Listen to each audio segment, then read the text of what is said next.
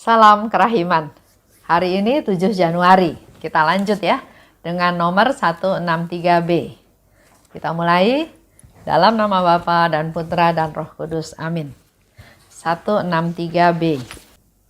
Tolonglah aku ya Tuhan, supaya tanganku penuh dengan belas kasihan dan penuh dengan perbuatan baik, sehingga aku berbuat baik kepada sesamaku dan menanggung sendiri tugas-tugas yang sulit serta berat. Tolonglah aku ya Tuhan, supaya kakiku penuh dengan belas kasihan, sehingga aku dapat bergegas menolong sesamaku dengan mengalahkan kelelahan dan keletihanku sendiri. Istirahatku yang sesungguhnya adalah melayani sesamaku. Tolonglah aku ya Tuhan, supaya hatiku penuh dengan belas kasihan, sehingga aku sendiri dapat merasakan semua penderitaan sesamaku. Aku memberikan hatiku kepada setiap orang. Aku akan bersikap tulus juga kepada mereka yang aku tahu akan menyalahgunakan kebaikanku. Aku mau mengurung diriku dalam hati Yesus yang Maha Rahim. Aku akan menanggung penderitaanku sendiri dengan berdiam diri. Semoga kerahiman-Mu, oh Tuhan, bersemayam di dalam hatiku. Engkau sendiri memerintahkan supaya aku mau melatih diri dalam 3 tingkat kerahiman. Yang pertama, karya belas kasihan, yakni melakukan apa saja yang mengungkapkan belas kasihan. Yang kedua, tutur belas kasihan. Kalau tidak dapat melakukan satu karya belas kasihan, aku akan melakukannya dengan kata-kataku. Dan yang ketiga, doa belas kasihan. Kalau aku tidak dapat menunjukkan belas kasihan lewat perbuatan atau ucapan, aku selalu dapat mengungkapkan belas kasihan itu dengan doa. Sebab doaku dapat mencapai tempat-tempat yang secara fisik tidak dapat kucapai. Oh Yesus, ubahlah diriku menjadi diri-Mu sendiri, sebab tidak ada hal yang mustahil bagi-Mu. Ini lanjutan yang kemarin ya. Kemarin kita sudah minta Tuhan memberkati, mengurapi mata, telinga, dan lidah. Hari ini yang keempat, Suster Faustina minta, tolonglah aku ya Tuhan, supaya tanganku penuh belas kasihan dan penuh perbuatan baik. Kalau tangan kita sudah penuh dengan perbuatan baik dan penuh belas kasihan, kita udah gak punya lagi kemampuan di mana tangan kita untuk memerintah, mendikte, menuduh, menghakimi, menekan, udah gak punya lagi ya. Karena kita sudah minta Tuhan untuk dipenuhi dengan belas kasihan dan perbuatan baik. Sehingga aku berbuat baik kepada sesamaku dan menanggung sendiri tugas-tugas yang sulit dan berat.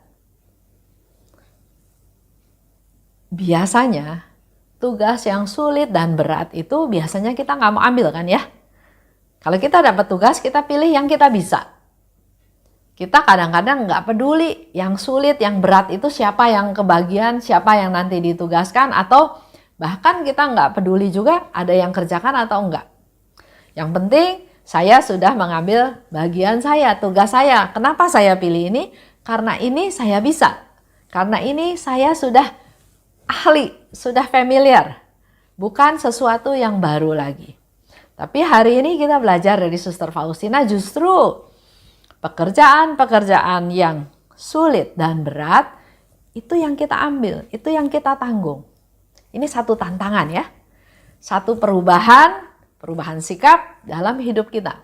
Kita pilih pekerjaan yang sulit dan berat.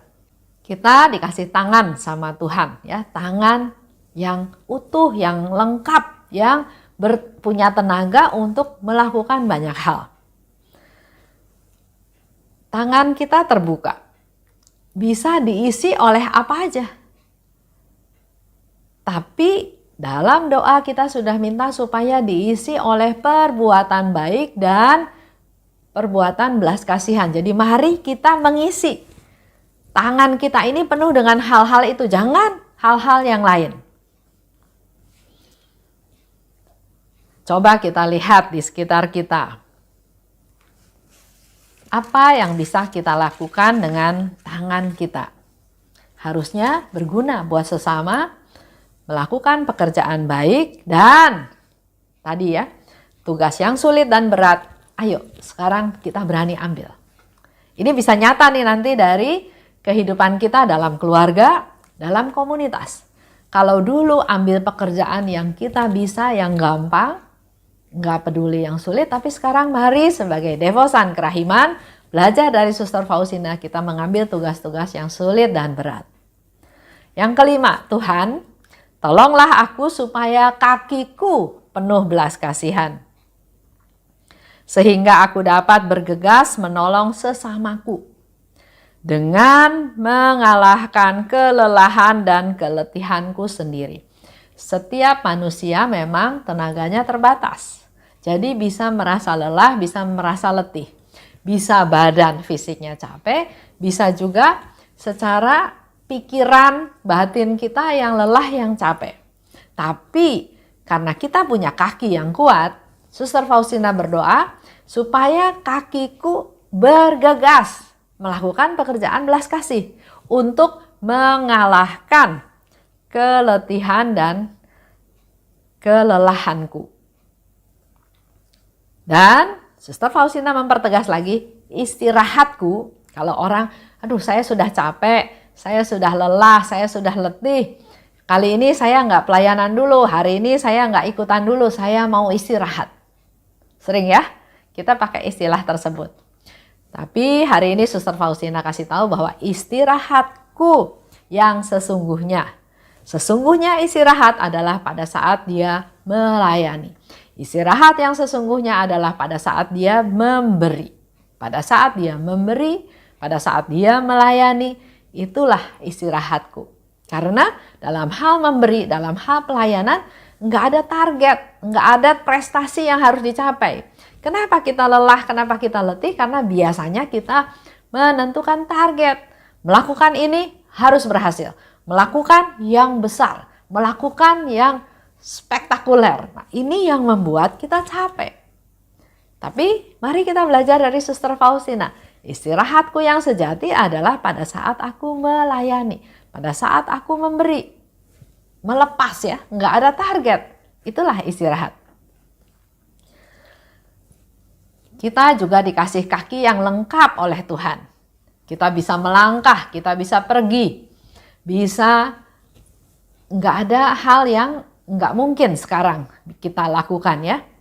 Dulu kalau mau pergi ke satu tempat harus jelas alamatnya. Kalau nggak jelas kita bisa tersesat. Sekarang dengan adanya GPS, alamat kemanapun bisa dicapai dengan mudah tanpa takut nggak ketemu. Jadi dengan adanya kaki, dengan adanya kaki dalam tanda kutip juga ya, dengan kendaraan itu juga menjadi kaki kita. Dengan adanya teman yang mengajak juga itu menjadi kaki kita. Kita perlu bergegas menolong orang-orang yang membutuhkan. Jangan ditunda-tunda, bergegas ya. Jangan pakai syarat. Jangan misalnya saya mau berbuat baik kalau nggak hujan saya pergi. Saya mau berbuat baik kalau urusan di rumah sudah selesai dan seterusnya.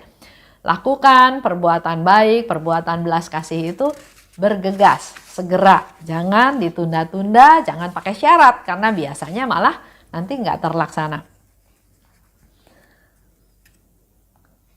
Seperti tadi dikatakan ya, memang kita sebagai manusia bisa lelah, bisa letih. Tapi perlu dievaluasi. Kelelahan, keletihan itu karena memang badan kita nggak kuat, kita sudah memaksakan diri sehingga badannya berontak, membuat keletihan dan kelelahan, atau nggak melakukan apa-apa tapi badan merasa lelah, merasa letih karena ada beban pikiran.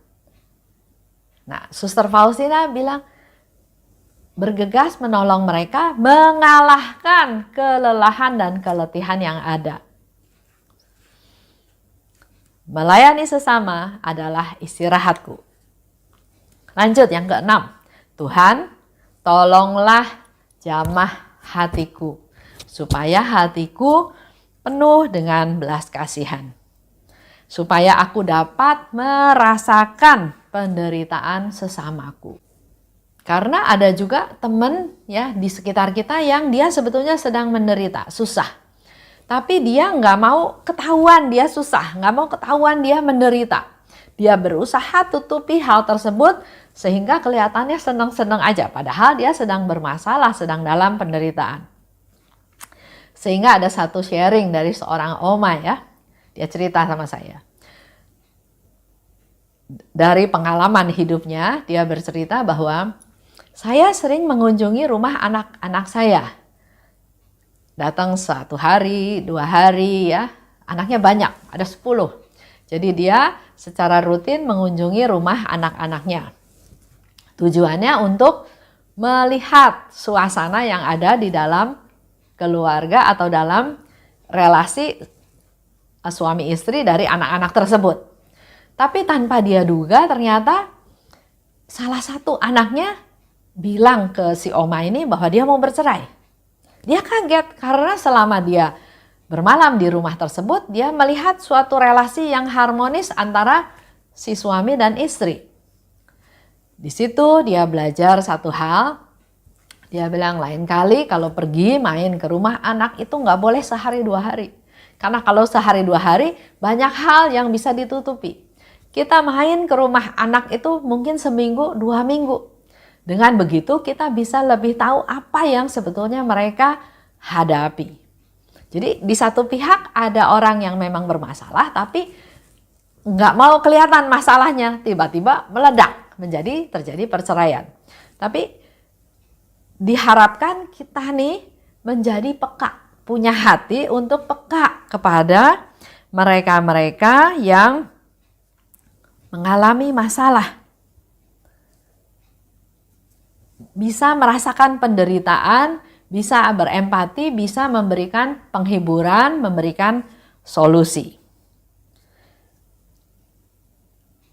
Aku ingin memberikan hatiku pada setiap orang, ya, kata Suster Faustina. Aku akan bersikap tulus pada mereka yang aku tahu akan menyalahgunakan kebaikanku. Sangat susah ya. Kalau kita nggak tahu dia punya niat yang jelek, kita masih bisa berbuat baik.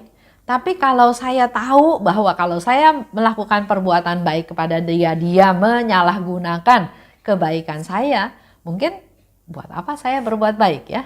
Tapi di sini Suster Faustina mengajar kita semua, menantang kita semua, tetap bersikap tulus pada mereka yang walaupun aku tahu dia akan menyalahgunakan kebaikanku. Pernah ya sudah berapa tahun yang lalu ada satu keluarga suami istri di mana keadaan ekonominya kurang menunjang. Suaminya baru berhenti dari satu pekerjaan. Dia mencari pekerjaan lain tapi belum diterima ya, ditolak-tolak terus. Akhirnya saya menawarkan kepada suaminya mau nggak kerja di tempat saya kerja. Karena memang kebetulan juga lagi cari orang di bagian marketing. Akhirnya dia kerja, ya dengan referensi saya, dengan koneksi saya dia diterima. Kerjanya bagus. Istilahnya oke lah ya, kerjanya bagus gitu. Tapi ternyata dia melakukan hal yang tidak saya duga. Dia tiba-tiba dia beli celana yang bagus ya, celana panjang. Dia bilang sama istrinya bahwa celana panjang itu dikasih oleh saya. Jadi istrinya datang ke saya berterima kasih karena selain suaminya dikasih kerjaan, tapi juga suaminya dikasih hadiah celana panjang yang bagus. Saya yang heran, kapan saya beliin celana panjang buat dia? Jadi saya panggil, saya tegur dia. Kamu beli celana panjang? Iya. Kenapa nggak bilang sama istri kamu bahwa kamu beli dari gaji kamu? Kenapa kamu bilang dikasih sama saya? Dia bilang, iya soalnya kalau saya beli pakai uang gaji saya, nanti istri saya marah. Padahal saya pengen punya celana yang baru, jadi saya bilang aja dikasih sama ibu. Loh, saya bilang, saya berbuat baik, menolong kamu, memberikan kamu pekerjaan, untuk kamu dapat gaji, ya otomatis gajinya untuk kebutuhan keluarga. Dengan kamu berkata seperti itu, ada banyak kerugian. Satu, kamu tidak jujur sama istri kamu memanjakan diri dengan membeli celana tersebut sehingga gajinya berkurang yang harus diserahkan kepada si istri. Dan yang ketiga yang lebih jelek, kamu memanfaatkan kebaikan saya. Kan bisa banyak dugaan, macam-macam. Kenapa saya harus beliin kamu celana? Apa tujuan saya? Dan seterusnya. Itu kan jadi menyalahgunakan kebaikan saya. Tapi ya sudah ya, karena sudah clear, istrinya juga sudah tahu. Dan istrinya memang bilang bahwa memang suaminya itu agak pesolek ya. Jadi mau tampil yang bagus. Enggak berapa lama kemudian, bos saya panggil saya. Dia bilang, ibu tahu nggak? Orang yang ibu masukin jadi marketing di tempatnya ibu, itu menusuk ibu dari belakang. Saya jadi heran lagi, memangnya kenapa Pak? Terus dia cerita, sampai dia bisa menyembuhkan seperti itu. Saya pikir dalam hati, waduh ini orang memang kebangetan ya. Tujuan saya mau menolong, sebetulnya bukan nolong dia, saya ingin menolong istrinya. Karena istrinya kerja banting tulang untuk memenuhi kebutuhan keluarganya. Tapi dengan kejadian itu, saya nggak marah, saya juga nggak tahu kenapa ya. Saya nggak marah, cuma saya lebih berhati-hati dan saya selalu bercerita pada istrinya supaya jangan dia menyalahgunakan kebaikan saya. Itu sedikit cerita aja ya. Jadi aneh ya, ada orang menyalahgunakan kebaikan kita. Lanjut. Di situ Suster Faustina bilang lagi, aku melatih diri dalam 3 tingkat kerahiman. Jadi ada 3 tingkatan kerahiman. Pertama, karya belas kasih. Kita melakukan hal-hal perbuatan belas kasih. Apa saja kita lakukan untuk mengungkapkan belas kasihan. Kalau dengan karya enggak bisa, kita bisa dengan tutur kata, dengan kata-kata. Melakukan perbuatan belas kasih dengan kata-kata, menghibur, mengampuni, mensupport, memperhatikan, ya banyak hal ya yang bisa kita lakukan dengan kata-kata kita. Kalau karya belas kasih nggak bisa, kata-kata belas kasih nggak bisa, masih bisa melakukan belas kasih yaitu melalui doa. Doa adalah dapat mencapai tempat yang secara fisik tidak bisa kucapai, itu kata Suster Faustina ya. Dan memang betul, kita bisa berdoa untuk saudara kita yang di Australia, kita bisa berdoa untuk orang yang nggak tahu ada di mana sekarang ya. Bisa berdoa untuk mereka-mereka yang berdosa, bisa berdoa untuk mereka-mereka yang sudah meninggal.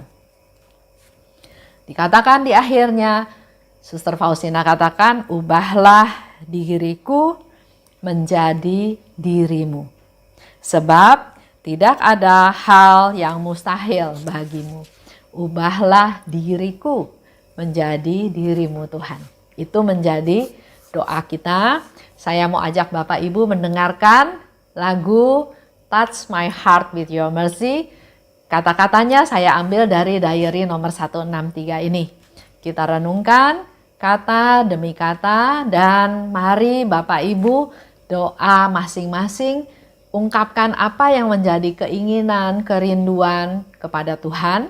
Karena Suster Faustina katakan, tidak ada hal yang mustahil bagi Tuhan. Kita minta pada Tuhan. Tuhan pasti kabulkan bila itu semua sesuai dengan rencana Tuhan. Terima kasih atas perhatiannya.